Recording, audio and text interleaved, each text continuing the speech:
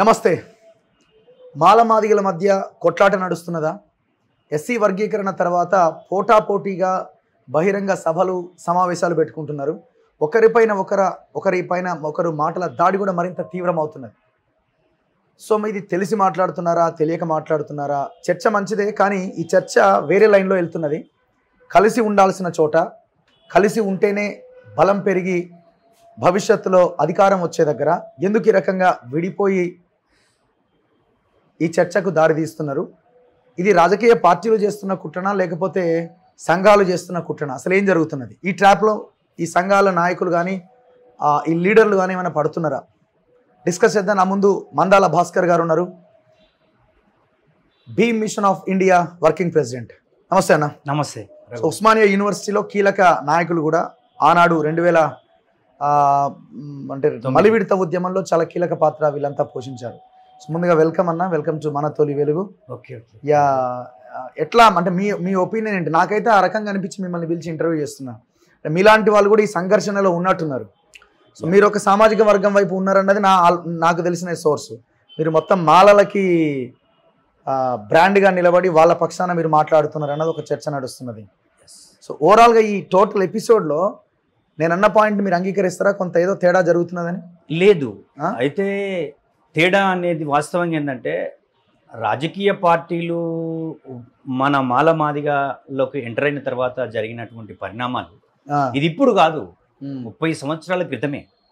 ఎప్పుడైతే కారంచేడు, చుండూరు, పదిరకుప్పం, నీరుకొండ దళితుల పైన, కారంచేడులో మాదిగల పైన కమ్మలు దాడి చేసి చంపారు. అదేవిధంగా చుండూరులో మాలల పైన రెడ్లు దాడి చేసి చంపారు. కానీ ఉమ్మడి రాష్ట్రంలో అంబేద్కర్ ఐడియాలజీతో పనిచేసిన వాళ్ళు మొదటి దశలో మాల సామాజిక వర్గం ఉన్నారు.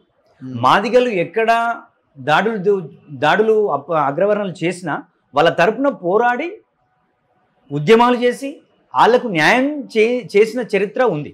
వాస్తవంగా ఏంటంటే ఇది చంద్రబాబు నాయుడు లాంటి వాళ్ళ కుట్ర ఒకటవుతే, ఇప్పుడు ఎంఆర్పిఎస్ లాంటి సంస్థ పుట్టడం, దాని వెనుకాల ఉండేటువంటి రాజకీయాలు ఎంటర్ అయిన తర్వాతనే జరిగినాయి. ఆంధ్రాకు సంబంధించిన విషయం వచ్చినప్పుడు ఆంధ్రాలో మాలలు కానీ మాదిగలు కానీ తెలంగాణ మాల మాదిగల కన్నా 3 తరాల జనరేషన్ అడ్వాన్స్ అక్కడ. ఎందుకంటే తమిళనాడుతో వాళ్ళు కలిసి ఉండడం వల్ల అక్కడ క్రైస్తవ మిషనరీస్ వచ్చాయి, అక్కడనే ఎడ్యుకేషన్ అనేది డెవలప్ అయ్యి అక్కడి నుంచి వచ్చినటువంటి వాళ్ళే ఉద్యోగస్తులు. తెలంగాణలో ఉన్న మాలా మాదిగలు ఆంధ్ర మాలా మాదిగల కన్నా 3 తరాల జనరేషన్ వెనుకబడి ఉన్నారు వాస్తవంగా. ఎందుకంటే మనం నైజాం సంస్థ ఆ యొక్క రాజ్యంలో ఉండడం, ఊర్లో భూములు లేకుండా ఉండడం, ఇదంతా కొంత చారిత్రకంగా తెలంగాణ ఈజ్ డిఫరెంట్. ఇక్కడ నిజాం సంస్థానం కింద కర్ణాలు, పటేల్, పటవారి వ్యవస్థ కింద ఉన్నాం. అందరూ రైతు కూలీలుగా ఉండడం, వాళ్ళకున్న వృత్తులు చేపట్టుకుని వాళ్ళు జీవించడం. అందుకే భారతదేశానికి స్వతంత్రం వచ్చిన తర్వాత రిజర్వేషన్లు దాదాపు 70s వరకు కూడా వీళ్ళకు చాలా మందికి తెలియదు. కాకపోతే ఏంటంటే అక్కడ జరిగిన సంఘటనలో ముఖ్యంగా చంద్రబాబు నాయుడు టీడీపీ పార్టీ చనిపోయింది, చంపబడ్డది మాదిగలు. నాయకత్వంలో ఉండి వాళ్ళకు నష్టము, ఎవరైతే చంపవేయబడ్డ తర్వాత వాళ్ళను శిక్ష లేపించింది మాలలు. కానీ మాదిగలకు కమ్మలను దగ్గర చేసుకున్నారు, మాలల్ని దూరం చేసి ఈ దోచుకున్నారు, లేకపోతే రిజర్వేషన్ ఫలాలు పొందిర్రు అనే దగ్గర ఈ పంచాయతీ అక్కడి నుంచి మొదలైంది. వాస్తవంగా ఇది అప్పుడున్న పరిస్థితుల్లో నాయకత్వంలో ఉన్న మాదిగ సామాజిక వర్గం కానీ మాల మేధావి వర్గం కానీ కూర్చొని మాట్లాడుకొని నిజంగా రిజర్వేషన్ అనేటువంటివి ఎంతవరకు ఇంప్లిమెంట్ అయినాయి, ఆ రిజర్వేషన్ ఉన్న పర్సంటేజ్ ఎంత ఇంప్లిమెంట్ అయినాయి, ఇంకెంత ఇంప్లిమెంట్ కావాలి, ఇంకా ఏ రంగంలో మనం ముందుకెళ్ళాలనే దగ్గర కాకుండా అది వీళ్ళకు 2 కులాల మధ్యన విచ్ఛిన్నం చేసే విధంగా ఈ 30 సంవత్సరాలు అందులో అగ్రవర్ణ పార్టీలు సక్సెస్ అయ్యాయనేది మనం అర్థం చేసుకోవాల్సిన అవసరం. ఇప్పుడు గొడవకి కారణం ఎవరని మీరు అనుకున్నారు? కేవలం వర్గీకరణ చెయ్యాలి, రాష్ట్రాలు చేసుకోవచ్చని సుప్రీంకోర్టు ఇచ్చిన తీర్పు, ఇక్కడ గవర్నమెంట్ మేమే ముందు చేస్తామని చెప్పడం, సో ఇదేనా గొడవకు కారణం అని మీరు భావిస్తున్నారు? ఒకటండి, ఇక్కడ జరిగింది ఏంటంటే ఆగస్టు 1న సుప్రీంకోర్టు రిజర్వేషన్లను వర్గీకరించుకోవచ్చు అనే విషయం చెప్పింది. అది ఏ సందర్భంలో? పంజాబు కేసులో మందకృష్ణ గారు వీళ్ళ తరపున ఇంప్లీడ్ అయ్యడం వల్ల ఆయా రాష్ట్రాలలో చేసుకోవచ్చు అనేటువంటి దాంట్లో ముఖ్యంగా తెలంగాణ రాష్ట్రంలో ఉమ్మడి రాష్ట్రంలో చేసుకోవచ్చు అన్నది. ఏ విధంగా ప్రాపర్ డాటా, అడిక్వసీ అని చెప్పింది. అంతేకాకుండా ఎవరు వెనుకబడ్డారు, ఎస్సీలలో 59 కులాలు తెలంగాణలో ఉంటే ఆ ఎస్సీ కులాలలో ఎవరు వెనుకబడ్డారు, వెనుకబడ్డ వాళ్ళకి ముందు ప్రయారిటీ ఇవ్వాలి, ఎవరైతే బెనిఫిట్స్ పొందినారో వాళ్ళకు తక్కువ ప్రయారిటీ ఇవ్వాలనేది ఆ సుప్రీంకోర్టు చెప్పింది. ఆ సుప్రీంకోర్టు చెప్పడం వెనకాల ఇంకోటి ఏంది, క్రిమిలేయర్ అనేటువంటి అంశాన్ని కూడా తీసుకొచ్చింది. క్రిమిలేయర్ అని అంటే ఏంది, ఎవరైతే ఉద్యోగాలు పొందినారో ఆ ఉద్యోగాలు పొందినటువంటి వాళ్ళకి మళ్ళీ వాళ్ళకు చెందకుండా ఉండాలనేది ఒక ఆలోచన. ఇక్కడ ఇవి 2 అంశాల మీద వాళ్ళు తీర్పిచ్చారు. కానీ తెలంగాణ రాష్ట్రంలో వాస్తవంగా ఏంటంటే అది యాక్చువల్గా 341 క్లాస్ 4 ప్రకారము పార్లమెంటులో చట్టం చేసి నిజంగా దేశవ్యాప్తంగా ఆయా రాష్ట్రాలలో ఏ సామాజిక వర్గం అభివృద్ధి చెందింది, ఏ సామాజిక వర్గానికి ఇంకా అవకాశాలు పొందలేదు, వాటి మీద దేశవ్యాప్తంగా చేయాలి. అది ఓన్లీ ఒక రాష్ట్రానికి చేసుకునేటువంటి అవకాశం లేదు వాస్తవంగా. అది చంద్రబాబు నాయుడు గారు వాళ్ళ ప్రభుత్వం ఉన్నప్పుడు ఇదే వర్గీకరణ చేశారు. అప్పుడు మన రామచంద్రరావు కమిషన్ వేశారు. అది ప్రాపర్ లెక్కలు కూడా చేయలేదు. లెక్కలు చేయకుండా ఏబిసిడి అని వర్గీకరణ చేశారు. సిలో ఏలో ఆది ఆంధ్ర, బిలో మాదిగ, సిలో మాల, ఇంకో మన డిలో రెల్లి, ఇట్లా చేయడం జరిగింది. అది ఒకవేళ వాళ్ళు చేసి ఉన్నప్పుడు అది దేశంలో పార్లమెంటు ద్వారా చేసి ఉంటే ఇప్పటి వరకు ఆ సమస్య పరిష్కారం అయిపోయి మాలా మాదిగలు కలిసి వాళ్ళ జనాభా ఈరోజు 15% రిజర్వేషన్ ఉంటే ఈరోజు 20% ఉంటారు. ఆ 20% రిజర్వేషన్ గురించి ఉద్యమించాల్సినటువంటి అవసరం ఉంది. మీరైతే పూర్తిగా వ్యతిరేకిస్తున్నారు కదా ఈ వర్గీకరణ. మీలాంటి వాళ్ళు, మాలాంటి వాళ్ళము వర్గీకరణ అంశాన్ని ఎలా చూస్తున్నారు, మా మేధావులలో ఉన్నటువంటి వాళ్ళ మెజారిటీ కంటే ఈ రిజర్వేషన్ వర్గీకరణ అనేటువంటిది మళ్ళీ ఇప్పుడు 20 సంవత్సరాల తర్వాత మళ్ళీ సుప్రీంకోర్టు చెప్పింది. మరి అప్పుడే 20 సంవత్సరాల తర్వాత చెప్పింది, కానీ అప్పుడు చేసిన తప్పే మళ్ళీ చేసింది. ఇది పార్లమెంట్లో చట్టం చేయాలి. పార్లమెంట్లో చట్టం చేయకుండా ప్రత్యేకంగా రాష్ట్రాలకు చేసేటువంటి అవకాశం రైట్ లేదు. ఒకవేళ చేసినా మళ్ళీ అది కొట్టివేయబడుతుంది మళ్ళీ సుప్రీంకోర్టుకి వెళ్తే. మీరు ఏమంటున్నారు, అనుకూలమే కానీ పార్లమెంట్లో చేయండి అంటున్నారా? అనుకూలం కాదు, పార్లమెంట్లో చేయాలి. మాల సంఘాలు, మాల మహానాడులుగా ఉన్న వాళ్ళలో మాలలకు అన్యాయం జరిగిన పర్వాలేదు, కానీ దళితులంతా కలిసి ఉండాలి. దళిత సామాజిక వర్గం అనేది విచ్ఛిన్నం జరిగితే మా సామాజిక బాబాసాహెబ్ అంబేద్కర్ ఎప్పుడైతే ఎస్సీలను షెడ్యూల్ క్యాస్ట్లో చేర్చాడు. షెడ్యూల్ క్యాస్ట్ అంటే ఇన్ని వందల కులాలున్నా వీళ్ళంతా ఒక గ్రూపుగా ఉండాలి. ఇందులో ఒకవేళ వీళ్ళ మధ్యన గ్యాప్స్ ఏర్పాటు చేసి అగ్రవర్ణాలు ఇందులో చేరి ఈ దళితుల మధ్యన చీలికలు తెస్తారని అంబేద్కర్ గారు ముందే పసిగట్టి షెడ్యూల్ క్యాస్ట్లో ఈ యొక్క కులాలను చేర్చాడు. ఇక్కడ మాల సంఘాలు ఉన్న వాళ్ళకేమో వర్గీకరణ అనే విషయంలో వద్దు అనేది ఉంది. అది ఎందుకు, తెలంగాణ రాష్ట్రంలో ఇప్పుడు ఈ 10 సంవత్సరాల్లో దాదాపు 30 సంవత్సరాల్లో ఏ ప్రభుత్వ పథకాలు తీసుకున్నా, ఎస్సీ కార్పొరేషన్ బెనిఫిట్ తీసుకున్నా, దళిత బంధు తీసుకున్నా, ఈవెన్ పొలిటికల్ రిప్రజెంటేషన్ తీసుకున్నా స్థానిక సంస్థలలో మాల సామాజిక వర్గానికి దాదాపు 20% కన్నా ఎక్కువ అవకాశాలు లేవు. అయినప్పుడు కూడా వాళ్ళు ఏమంటున్నారు, అందరం కలిసి ఉందామనే దగ్గర వాళ్ళ కాన్సెప్ట్. మేధావులు ఉన్న లెఫ్ట్ బ్యాక్గ్రౌండ్ ఉన్నటువంటి వాళ్ళం ఉన్నటువంటి మా సామాజిక వర్గంలో వాళ్ళు మనం ఈ వర్గీకరణ అనేటువంటి అంశాన్ని వ్యతిరేకించడం కాదు, దీన్ని చర్చ చేయాలి. ఇంకా మాల మేధావులు, మాదిగ మేధావులు కూర్చొని అది ఎట్లా చేస్తే బాగుంటుంది, ఉమ్మడి రాష్ట్రంలో చేసిన ఏబిసిడి అనేటువంటి కరెక్ట్ కాదు, మాల మాదిగలకు, మాల ఉపకులాలకు, మాదిగ ఉపకులాలకు అన్యాయం జరగకుండా. ఇప్పుడు నిచ్చెన మెట్ల వ్యవస్థలో ఇప్పుడు మాలలకు కింద ఉండే సబ్బుగా అనుబంధ కులాలకు చాలా మందికి రిలేషన్ ఉండదు. ఉపకులాలే కదా ఇప్పుడు కింద ఉన్న. నేనేమంటున్నట్టు ఉప కాదు, అనుబంధ కులాలు అంటే ఒక కులం. ఇప్పుడు మేము మాల అనుకుంటే మాల సామాజిక వర్గానికి సంబంధించిన మా వాళ్ళు వ్యవసాయం చేశారు, మా వాళ్ళే బేగరితనం చేశారు, మా వాళ్ళే నీరటితనం చేశారు, మా వాళ్ళే బట్టలు నేశారు, మా వాళ్ళే మాలదాసరు అయ్యారు, అదేవిధంగా అయ్యవార్లు అయ్యారు. ఒక కులం ఆయా వృత్తులు చేపట్టడం వల్ల అవి అనుబంధ కులాలుగా చెప్పబడుతుంది. అదేవిధంగా ఇప్పుడు మాదిగలకు కూడా ఇప్పుడు కడియం శ్రీహర్ లాంటి వాళ్ళు ఉన్నారు, మాదిగ బైన్లో ఉన్నారు, ఇంకా కొంతమంది సింధు మాదిగ ఉన్నారు. వాళ్ళు కూడా వాళ్ళది ఒక గ్రూప్ ఆఫ్ టీమ్ ఉంది. మనము వర్గీకరణ విషయాలు విద్యారంగంలో, ఉద్యోగ రంగంలో ఈ రిజర్వేషన్లు ఇంప్లిమెంట్ కావాలనే దగ్గర పంచాయతీ 30 ఏళ్ళు నడుస్తుంది. వాస్తవంగా ఈ 30 ఏళ్ళు నడవడం అనేటువంటిది కూడా మేము కూడా అది కరెక్ట్ కాదు. ఎందుకంటే బాబాసాహెబ్ అంబేద్కర్ యొక్క ఐడియాలతో ఉన్న వాళ్ళం, బాబాసాహెబ్ అంబేద్కర్ని అధ్యయనం చేసినటువంటి వాళ్ళు ఈ దళితులు ఇన్ని సంవత్సరాలుగా ఆయా రాజకీయ పార్టీల చుట్టూ తిరిగి మనం ఒక మాల సామాజిక వర్గం మనువాదులు ఎప్పుడు మాల సామాజిక వర్గం బయటకు వచ్చిందంటే మాలలు మనువాదులు, మాలలు సాటుకు మీటింగ్ పెట్టుకుంటున్నారు అంటే మాల సామాజిక వర్గం ఈ 30 సంవత్సరాల్లో మాదిగలను ఎక్కడ కూడా దూషించినటువంటి సందర్భాలు లేవు. ఇప్పుడు నాకు ఒక్కటే క్వశ్చన్కి ఆన్సర్ Yeah. చేయండి. నేను కాంటెంపరీ ఇష్యూస్ గురించి మాట్లాడుతున్నాను. Yes. అసలు మీరు అంటున్న చరిత్ర అంతా అద్భుతమే, Oh. ఎవరు దాన్ని తప్పు పట్టట్లేదు, వాస్తవాలే ఇవన్నీ కూడా. కాంటెంపరీ ఇష్యూస్లో ఈ మూమెంట్లో Yeah. ఒకరు మాదిగా ఆత్మీయ సమ్మేళనం అని ఒకరు మీటింగ్లు పెట్టుకుంటూ వెళ్తున్నారు, Oh. ఒకరు మాల ఆత్మీయ సమ్మేళనం అని మీటింగ్లు పెట్టుకుంటూ వెళ్తున్నారు.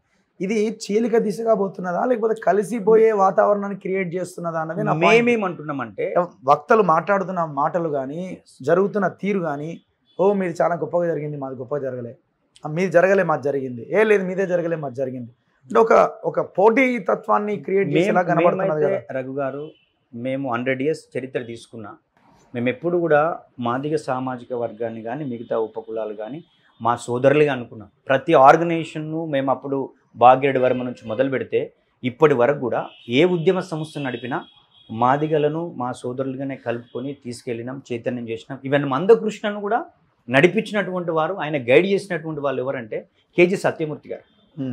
ఇప్పుడు ఉన్నటువంటి చాలామంది అంబేద్కర్ సంఘాలలో మా వాళ్ళు కానీ బుద్ధిస్ట్ సంస్థలు పనిచేసినా మాదిగలను ఎక్కడ విస్మరించినటువంటి పరిస్థితి అయితే లేదు. ఇక్కడ మేమేమంటున్నామంటే మాల సామాజిక వర్గం మాదిగలకు వ్యతిరేకంగా పోటీగా మేము మీటింగులు పెట్టుకుంటున్నారు అనేటువంటిది కూడా కరెక్ట్ కాదు. మా ఆలోచన ఏంటంటే మాల సామాజిక వర్గాన్ని, మేము ఉన్నటువంటి మా యొక్క సామాజిక వర్గాన్ని అన్ని రంగాల్లో అభివృద్ధి చేసుకోవాలి. విద్యారంగంలో కావచ్చు, ఉద్యోగ రంగంలో కావచ్చు, రాజకీయ ప్రాతినిధ్యంలో కావచ్చు. ఇప్పుడు రకరకాల సంఘాలు 1913-14 లోపట్నే వెల్మ సంఘాలు వచ్చినాయి, రెడ్డి సంఘాలు వచ్చినాయి, చాలా బీసీ సంఘాలు వచ్చినాయి. హైదరాబాద్లో మార్వాడీలు వ్యాపారం చేస్తున్న మార్వాడీలు కూడా ఎప్పుడో సంఘాలు పెట్టుకున్నారు. హాస్టల్స్ ఉన్నాయి వాళ్ళకి పేరు మీద, కానీ మాలలకు ఇక్కడ హాస్టల్స్ లేవు, సోషల్ వెల్ఫేర్ హాస్టల్ తప్ప. మేము ఇక్కడ ఏంటంటే మేము మా మాల సమాజ వర్గానికి సంబంధించిన వాళ్ళం ఈ తెలంగాణలో బాగా నష్టపోయి ఉన్నాం. తెలంగాణలో ఉన్న ప్రభుత్వ పథకాలు కానీ కార్పొరేషన్ బెనిఫిట్సే కానీ మాకు రావాల్సిన వాటా రాలేదు. దాదాపు 20% కూడా రాలేదనే విషయాన్ని మేము అనుకొని, ఎస్ మన కమ్యూనిటీని మనం ఆర్గనైజ్ చేసుకోవాలి, మన కమ్యూనిటీని సామాజికంగా, ఆర్థికంగా, రాజకీయంగా బలోపేతం చేసుకోవాలనే ఆలోచనతో మేము మీటింగులు పెట్టుకుంటున్నాం. కానీ ఏదో మన మాదిగలకు వ్యతిరేకంగానో రకరకాల ఛానళ్ళు, పత్రికలు మాట్లాడుతున్నాయి. చాలామంది మాదిగ మిత్రులు పాటలు కూడా మాలల మీద రాస్తున్నారు. మాలలు ఎప్పుడు దోచుకోలేదు. మాలల మిత్రులు కూడా మాల మీద రాయట్లేదా? రాస్తుండొచ్చు. నేను ఏమంటున్నా అంటే చెప్పుకొని రాయడం వేరు. ఇప్పుడు ఎవరి కమ్యూనిటీ యొక్క గొప్పతనం, ఎవరి కమ్యూనిటీ యొక్క త్యాగం చెప్పుకొని రాయడంలో తప్పులేదు. ఎస్, అది మన కమ్యూనిటీకి ఒక ఆత్మగౌరవం ఇస్తుంది. ఏ కమ్యూనిటీకైనా ఆత్మగౌరవం దెబ్బతీసే విధంగా ఎవరు వ్యవహరించినా ఆ కమ్యూనిటీ కూడా ఓకోదు కదా. ఇప్పుడు తమ్ముడు చిన్నోడైనా పెద్దోడు ఒక మాట అంటే ఒకసారి పడతాడు, 2 సార్లు పడతాడు, 3వసారి తిరగబడతాడు. ఇక్కడ మాలలను ఆర్గనైజ్ చేసుకోవడం, మాదిగలు ఆర్గనైజ్ చేసుకోవడంలో తప్పులేదు. మన బీసీ కులాలు కూడా వాళ్ళను ఆర్గనైజ్ చేసుకోవాల్సిన అవసరం ఉంది. మనల్ని పరిపాలిస్తున్న వాళ్ళు చాలా తక్కువ మంది ఈ మెజారిటీ ప్రజలను పరిపాలిస్తున్నప్పుడు. నా పాయింట్ ఏంటంటే ఇప్పుడు బహుజన రాజ్యాధికారము, ఎస్సీ ఎస్టీ బీసీలు కలవాలి, 90% ఎబోవ్ ఉన్నది మనమే. ఈ చర్చ ఒక వైపున తెర మీదకి వస్తున్నప్పుడు కొంత వాదం బలపడుతున్న క్రమంలో ఎస్సీలో ఒక 2 వర్గాలు మాదిగలుగా ఒక డివిజన్ని తీసుకొచ్చింది. బీసీలకి ఎస్సీలకి మధ్య గ్రామాల్లో ఉన్న వాతావరణం కొంత అక్కడక్కడ పొసగని వాతావరణం. ఈ చీలికలు అనేవి అల్టిమేట్గా ఒక టార్గెట్ని రీచ్ అవ్వడానికి ఇవన్నీ ప్రతిబంధ అంతే కదా. ఎవరు క్రియేట్ చేస్తున్నారని మీరు భావిస్తున్నారు? ఇప్పుడు విచ్ఛిన్నం చేసే శక్తులు అప్పుడు ఉంటాయి, ఇప్పుడు ఉంటాయి. కానీ మనల్ని సలహాలు ఇచ్చేవాళ్ళు ఎవరైతున్నారో అతను మంచి గురించి ఇస్తున్నాడా, మనకు లాభం గురించి ఇస్తున్నాడా, నష్టం గురించి ఇస్తున్నాడా అనేది మనం ఇక్కడ తేల్చుకోవాల్సిన అవసరం ఉంది. అందులో మనం యొక్క సంఘాలు కానీ మన సామాజిక వర్గాలు కానీ ఎవరైతే పాలక వర్గాలు ఉన్నారో వాళ్ళ చుట్టూ తిరిగినప్పుడు చాలా నష్టపోతాం.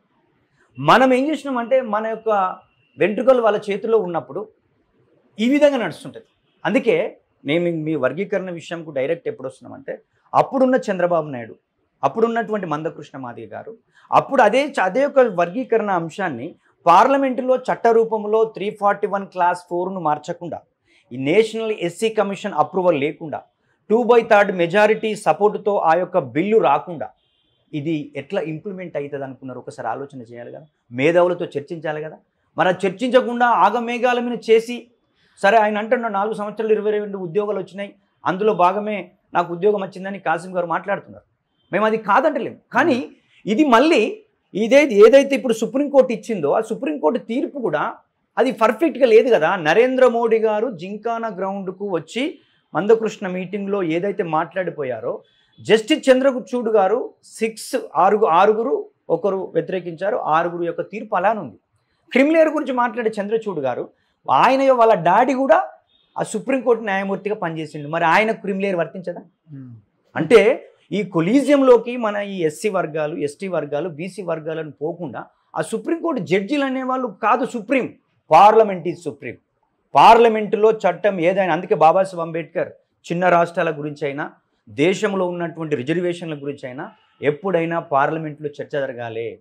ఆ చర్చ జరిగి 2/3 మెజారిటీతో మనం ఏ యొక్క బిల్లును కానీ ఇటువంటి బిల్లును మనము మద్దతు తెలిపే విధంగా ఉండాలి. కానీ సుప్రీంకోర్టు ఇచ్చిన తీర్పును స్టడీ చేయాల్సిన అవసరం ఉంది. ఈ వాదన మీరు ఇంటర్వ్యూలో వినిపిస్తున్నారు, బయట చర్చ జరగట్లే కదా, ఎట్లా అయినా వర్గీకరణ అడ్డుకోవాలన్నది కొంతమంది సామాజిక వర్గం వర్గీకరణ ఇప్పుడు 30 సంవత్సరాల క్రితం 4 సంవత్సరాలు ఇంప్లిమెంట్ జరిగిందండి.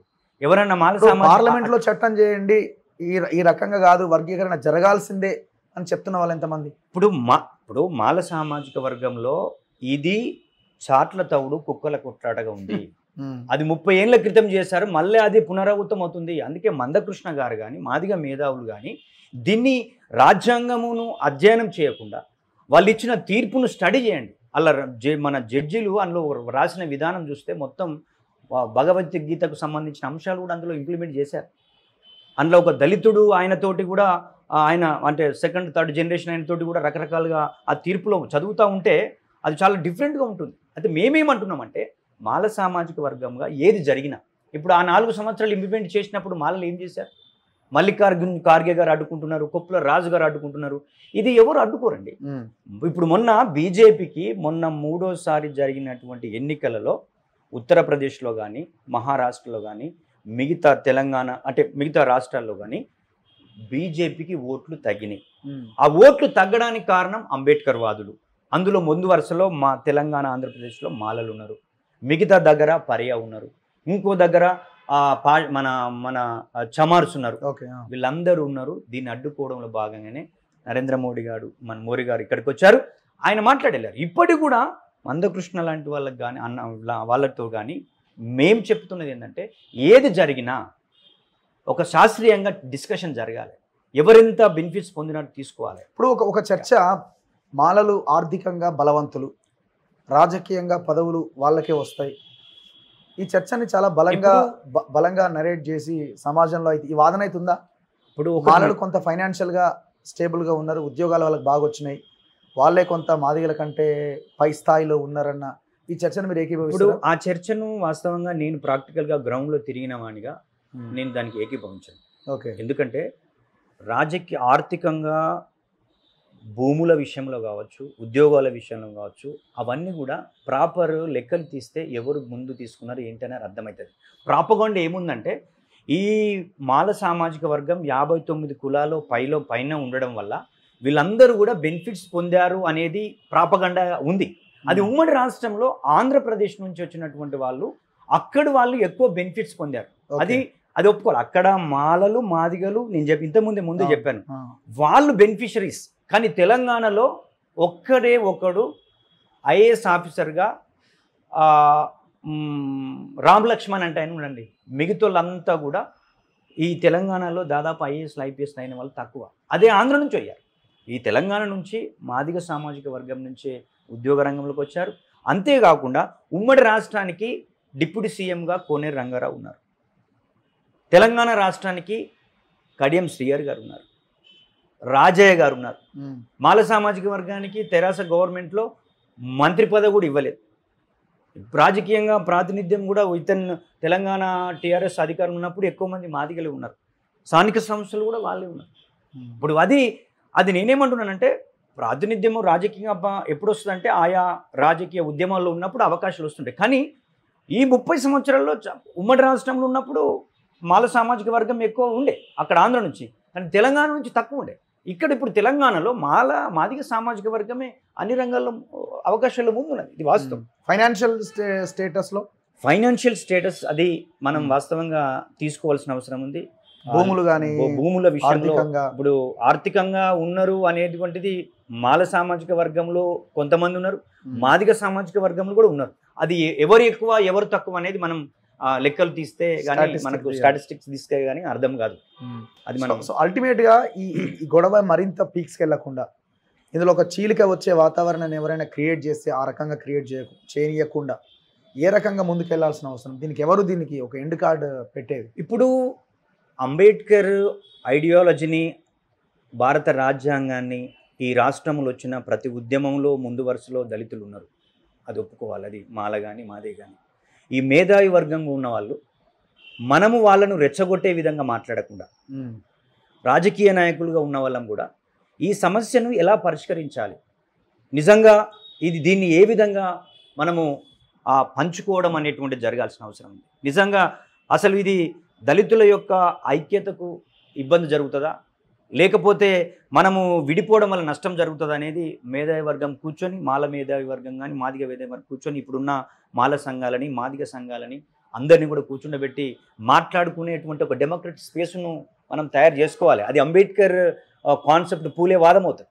అట్లున్నప్పుడు మన కండ్ల ముంగట పాలకులుగా ఉండి అన్ని రంగాల్లో వాళ్ళు ఆధిపత్యం వహించి మొత్తం ఈరోజు రియల్ ఎస్టేట్ ఏంటి, భారీ పరిశ్రమలు ఎవరి చేతిలో ఉన్నాయి, టీవీ ఛానల్ ఎవరి చేతిలో ఉన్నాయి, ఈ వ్యవస్థను నడపగలిగే వ్యాపారస్తులు ఎవరున్నారు, మనం ఎక్కడ పంచాయతీ పెట్టుకుంటున్నాం, మనకు ఎస్సీ కార్పొరేషన్ ఎన్ని నిధులు ఇస్తున్నారు వాస్తవంగా బడ్జెట్లో, ఎస్సీ కార్పొరేషన్లో ఎంత అవకాశాలు వస్తున్నాయి, అసలు సోషల్ వెల్ఫేర్ మినిస్ట్రీ మన సోషల్ వెల్ఫేర్ హాస్టల్స్ వాళ్ళకున్న హాస్టల్స్ లాగా ఉందా, నాణ్యమైన విద్య ఉందా? ఈరోజు ఆర్టిఫిషియల్ ఇంటెలిజెన్స్ నడుస్తున్న క్రమంలో ఇంకా మన పిల్లలకి ఇప్పటికి కూడా పెరుగులో పురుగులు అన్నం తింటున్నటువంటి పరిస్థితి. దాన్ని పక్కకు పెట్టి మనం రాజకీయ పార్టీల చుట్టూ ప్రదక్షిణ చేస్తున్నాం. వాళ్ళకి మంచిగా ఎంజాయ్మెంట్ ఉన్నది. ఇప్పుడు నాయకత్వం వహించే వాళ్ళు అదే ఆలోచించాలి. మనం చంద్రబాబు నాయుడు దగ్గరికి వెళ్ళినామా, రేవంత్ రెడ్డి దగ్గరికి వెళ్ళినామా, లేకపోతే నరేంద్ర మోడీ దగ్గరికి పోయి మనం వాళ్ళ దగ్గర వంగడం కాదు. ఇప్పుడు మందకృష్ణ లాంటి వాళ్ళు, వెంకయ్య నాయుడు కానీ, చంద్రబాబు నాయుడు కానీ, కిషన్ రెడ్డి కానీ, నువ్వు బీజేపీకి దళితులు మాదిగ సామాజిక వర్గం కూడా చాలా బాధపడుతుంది. అరే ఎందుకు మనవాదుల చుట్టూ మనం తిరగాలి, ఈ పంచాయతీ మనం కూర్చొని పరిష్కరించుకోవాలి కదా. సరే అది రాజకీయంగా తీసుకోవాల్సిన నిర్ణయమే, కానీ మనం తీసుకునే విషయంలో మనము శత్రువులుగా మాలలు. ఇప్పుడు మనవాదులు ఎవరు? మేమా, మందకృష్ణ గారు? ఇంకా మాదిగ ప్రజలకు కానీ మాల ప్రజలకు కానీ ఈ క్రీడలకు ఈ యొక్క రాజకీయాలకు సంబంధం లేదు. పాపం వాళ్ళు మాలను మనువాదులు అన్నారు కదా, ఒక దగ్గర అన్నాడా? ఇప్పుడు మనువాదులు అని అంటే మనువాదుల చుట్టూ ఎవరు తిరుగుతున్నారు? ఇప్పుడు కిషన్ రెడ్డి గారు ఉన్నారు. కిషన్ రెడ్డి గారు ఆ యొక్క బీజేపీ పార్టీలో మాల సామాజిక వర్గానికి ఒక ఎమ్మెల్యే టికెట్ కూడా ఇవ్వలే, ఒక ఎంపీ టికెట్ కూడా ఇవ్వాలండి. అంత కోపం, అంత పగ ఏంటి మాలల మీద? ఆయన ఇప్పుడు పార్టీ అధ్యక్షుడు. మరి అందులో ఉన్న మాల సామాజిక వర్గం కూడా ఈరోజు ఆలోచన చేస్తున్నారు వాళ్ళు, అసలు ఈ పార్టీలు ఉండనా లేదా అనేది. అంటే మరి మొన్న ఎంపీ టికెట్లో మరి ఒక్కరు కూడా మాదిగ టికెట్ ఇవ్వలేదు కదా కాంగ్రెస్ కూడా. మొన్న ఎంపీ టికెట్లో 3 రిజర్వేషన్ ఉంటే మరి వాళ్ళే మాకెందుకు ఇవ్వలేదు? ఇప్పుడు కడియం శ్రీహరి గారు బిడ్డకిచ్చారు. ఇప్పుడు కడియం శ్రీహరి గారే కాదా మొత్తం వర్గీకరణ ఉద్యమాన్ని నడిపినటువంటి వాడు, చంద్రబాబు నాయుడుకి మద్దతు ఇచ్చినటువంటి వాడు. ఆయనను కూడా కృష్ణన్న గారు ఏమన్నారు, ఆయన మాదిగని కాదని చెప్పారు. అంటే ఉపకులాలు, అనుబంధ కులాలు ఉన్న వాళ్ళు కూడా మన వాళ్ళే అనేది మనం ఉన్నప్పుడు ఎస్, ఈ వర్గీకరణ అంశంలో కూడా ఇప్పుడు ఉన్న 59 కులాలకు నష్టం జరగకుండా ఎలా ఉండాలని ఒక ప్రతిపాదన, ఒక డిస్కషన్, ఒక డిబేట్ లేదు కదా. అది అంతా బాధపడుతున్న వాళ్ళు. అనుబంధ కులాలు కూడా చాలా ఫీల్ అవుతున్నాయి, ఇది జరిగితే మేము ఎటు పోవాలి, మాకు నష్టం జరుగుతుంది కానీ వాళ్ళు కూడా ఆలోచన చేస్తున్నారు. ఇది అందుకే ఉమ్మడిగా కూర్చొని మాట్లాడుకొని ఒక ప్రతిపాదన చేయాల్సిన సమయం. ఇప్పుడు రేవంత్ రెడ్డి గారు అక్కడ నుంచి సుప్రీంకోర్టు రాగానే అసెంబ్లీలో నేనే ముందు చేస్తా అది అని అన్నాడు. కానీ మేము అడుగుతున్నది ఏంటంటే ఒక కమిషన్ ఏమని చెప్పాం. ఇప్పుడు ఉషా మెహ్రా కమిషన్ చెల్లదు, రామచంద్రరావు కమిషన్ చెల్లదు. ఇప్పుడు తెలంగాణలో ఏదైతే ఏర్పడ్డదో ఆ కమిషన్ మొత్తం తెలంగాణలో ఉద్యోగాల వాటెంత, విద్యారంగంలో వాటెంత, అసలు ల్యాండ్ వ్యవసాయ రంగంలో ఎలా ఉంది, పారిశ్రామిక రంగంలో ఎలా ఉంది. ఇప్పుడు ఎస్సీ ఎస్టీ సబ్ప్లాన్ ఇంప్లిమెంట్ చేస్తలేరు కదా. ఆ ఎస్సీ ఎస్టీ సబ్ప్లాన్ను ఉద్యమం చేసిన వాళ్ళు కూడా మాల సామాజిక వర్గం నుంచే. భారత రాజ్యాంగాన్ని మార్చుతామని అన్నప్పుడు కూడా వ్యతిరేకంగా ఉద్యమించింది, మాట్లాడింది మాల సామాజిక వర్గం. ఈరోజు బీజేపీకి ఇట్లా ఇండిపెండెంట్గా అధికారం వచ్చుంటే, ఎన్డీఏ కాకుండా వచ్చుంటే ఈరోజు రాజ్యాంగాన్ని కూడా మార్చేస్తారు వాళ్ళు. మతంతోటి సామాజిక న్యాయాన్ని చంపేటువంటి ప్రక్రియ చేపడుతూ ఉన్నారు. వాళ్ళకి ఎలా మద్దతు ఇస్తారు? మా కమ్యూనిటీ సెక్యులర్ భావాలతో ఉన్నారు, అంబేద్కర్ ఆలోచనతో ఉన్నారు. కాబట్టి తెలంగాణ ఉద్యమంలో మేధావులుగా, విద్యార్థులుగా అందరము పనిచేశాం. తెలంగాణలో సోషల్ జస్టిస్ జరగాలని మాట్లాడిన సందర్భాలు ఉన్నాయి. సో ఒకవేళ మీరు వాళ్ళు పార్లమెంట్లో బిల్లు పెట్టకుండా చట్ట రూపంలోకి తీసుకురాకుండా వర్గీకరణ అమలు చేయాలి అనే ఆలోచన చేస్తే మీరు అడ్డుకునే ప్రయత్నం చేస్తారు. మాల సామాజిక వర్గం అడ్డుకుంటే ఆగేది కాదు. అది చట్ట రూపంలో జరిగినప్పుడు మేమంతా బాధపడుతున్నది ఎక్కడంటే 2000 నుంచి 2004 వరకు ఇంప్లిమెంట్ అయింది, దాన్ని మర్చిపోయారు అందరూ. అప్పుడు అది సరిగా జరగలేదు కాబట్టి కొట్టివేసింది.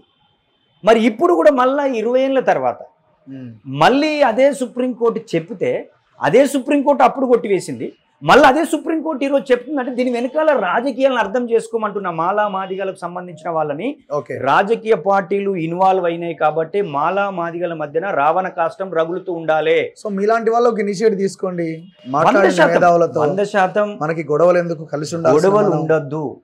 మనం ఎక్కడ కొట్లాడుతున్నాం అంటే ఇంకా మనము గడపల్ని మాట్లాడుతున్నాం.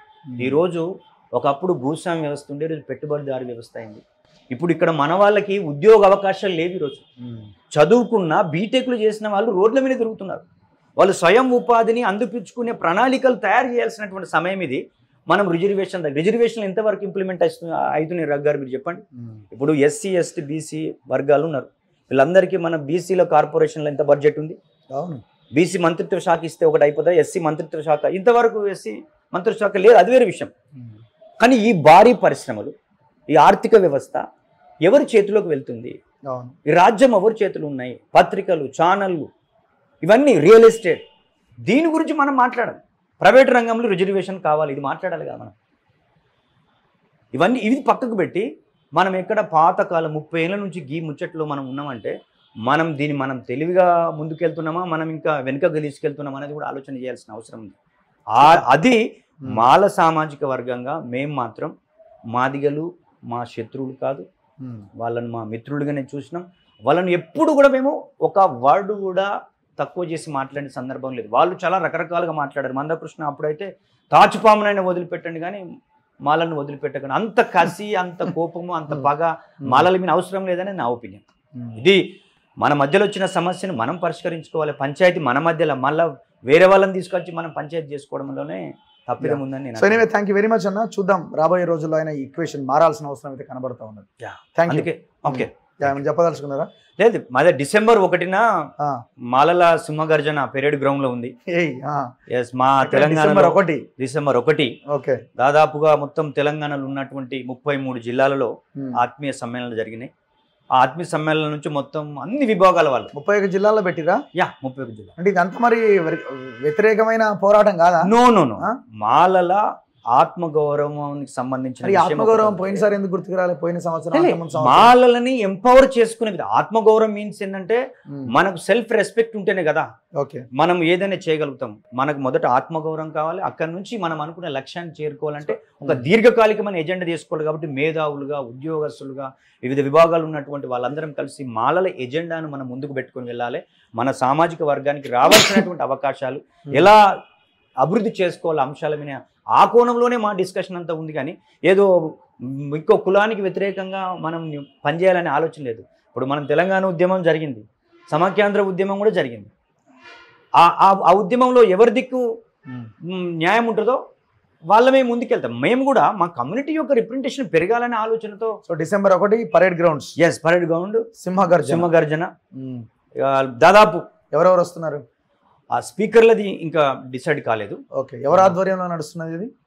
ముఖ్యంగా మా సామాజిక వర్గంలో ఉన్నటువంటి మన వివేక్ గారు ఉన్నారు, ఓకే, ముఖ్యంగా నాగరాజు గారు ఉన్నారు, ఇంకా మేధావి వర్గం ఉంది, ఉద్యోగస్తులుగా ఉన్న వాళ్ళు ఉన్నాం, మేమంతా విద్యార్థులం, అందరం కలిపి సమక్షమేనా లేకపోతే ఐడెంటిటీ లేకపోతే వెనకాల పదవులు కథ వ్యవహారం అదేం లేదు. కమ్యూనిటీని ఒక ఐక్యతలోకి తీసుకురావాలి.